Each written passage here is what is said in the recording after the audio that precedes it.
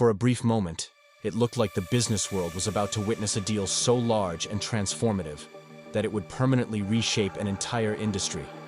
Advisors were mobilized, regulators were alerted, executives were preparing narratives for investors and employees. And then, quietly, it collapsed. The biggest business deal that almost happened did not fail because of one dramatic breakdown. It failed because of a series of pressures that revealed how modern power, regulation, and risk now collide behind closed doors. At the center of this near deal was the logic of scale. Both sides believed that size was no longer optional. Costs were rising. Competition was intensifying. Margins were tightening. Combining forces looked like the fastest path to stability, leverage, and long-term survival. On paper, the deal made perfect sense. Synergies were easy to model. Market dominance looked achievable. Shareholders were promised efficiency and resilience. But modern megadeals are no longer decided on spreadsheets alone. They are judged through political, regulatory, cultural, and strategic lenses that did not exist at the same intensity a decade ago. And that is where the deal began to unravel. The first major obstacle was regulation. Antitrust scrutiny today is fundamentally different from the past. Regulators are no longer focused only on prices or consumer harm in the narrow sense. They now examine power, control over ecosystems, data concentration, labor impact, and long-term competitive dynamics. The combined entity would not just have been large, it would have been structurally unavoidable. That distinction mattered. Regulators were not asking whether prices would rise immediately. They were asking whether competition would still exist in 5 or 10 years. They questioned whether innovation would slow, whether suppliers would lose leverage, and whether smaller competitors would be quietly squeezed out. The answers were uncomfortable. As regulatory questions mounted, timelines stretched. Reviews that were expected to take months turned into open-ended processes. Each delay increased uncertainty. Employees grew anxious. Customers hesitated. Competitors exploited the distraction. The cost of waiting began to rise. At the same time, political risk entered the equation. Large deals no longer exist in a vacuum. They become symbols. Lawmakers saw the merger as a test case for how serious governments really were about confronting corporate concentration. Supporting the deal risked backlash. Blocking it sent a message. That political calculus weighed heavily, even if it was never stated directly. Another critical issue was cultural incompatibility.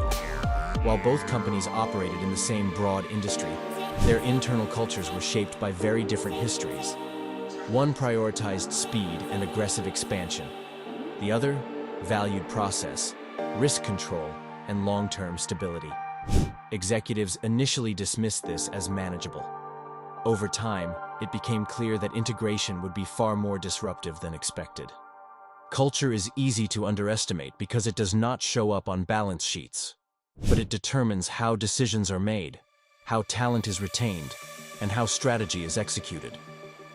As integration teams dug deeper, they uncovered conflicting incentives, incompatible systems, and leadership structures that would have been difficult to reconcile without losing key people. Financial conditions also shifted at the worst possible time. When the deal was first proposed, capital was cheaper and markets were more forgiving. As economic conditions tightened, financing became more expensive, and investor sentiment turned cautious. What once looked like a bold strategic move began to look like an expensive gamble. Shareholders started asking different questions. Instead of focusing on growth potential, they asked about execution risk, debt levels, and downside scenarios. Confidence softened. Support became conditional.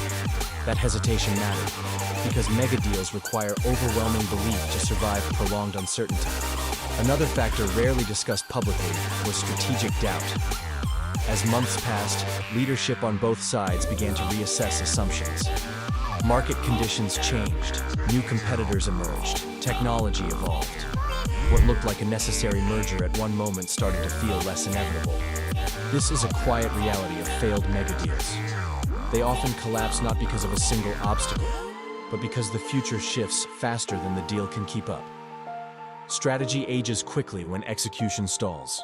There was also a trust issue. Large deals depend on mutual confidence between leadership teams. As pressure mounted from regulators, investors, and employees, cracks appeared. Each side worried about concessions. Control, governance, and post-merger leadership became sensitive topics. Negotiations grew more defensive. When trust erodes, every compromise feels risky. What began as collaboration turned into caution. Momentum slowed. The deal stopped feeling like a shared vision and started feeling like a liability. Eventually, the logic flipped. Walking away became less costly than pushing forward. Publicly, the explanation was measured and diplomatic. The companies cited regulatory uncertainty, market conditions, and strategic focus. Privately, the decision reflected a broader realization. The environment that once rewarded scale at any cost no longer exists. This failed deal revealed something bigger than a missed opportunity. It exposed how the rules of corporate expansion have changed. Size now attracts scrutiny before it delivers safety. Integration risk can outweigh efficiency gains. Political optics matter as much as financial logic. It also showed that power today is constrained in new ways. Companies can still imagine massive combinations, but executing them requires navigating forces far beyond boardrooms. Governments, regulators, markets, employees, and public opinion all have veto power, even if they never formally vote. The biggest business deal that almost happened did not fail because the idea was foolish. It failed because the world around it had changed. The assumptions that once made mega mergers attractive no longer hold with the same certainty. In the past, the question was whether companies could afford to merge. Today, the question is whether they can afford the attention, risk, and complexity that come with trying. This deal did not collapse in a single dramatic moment. It faded under the weight of modern reality. And that quiet failure may be the clearest signal yet that the era of transformative megadeals is no longer driven by ambition alone, but constrained by a system that is far less willing to let corporate power concentrate unchecked.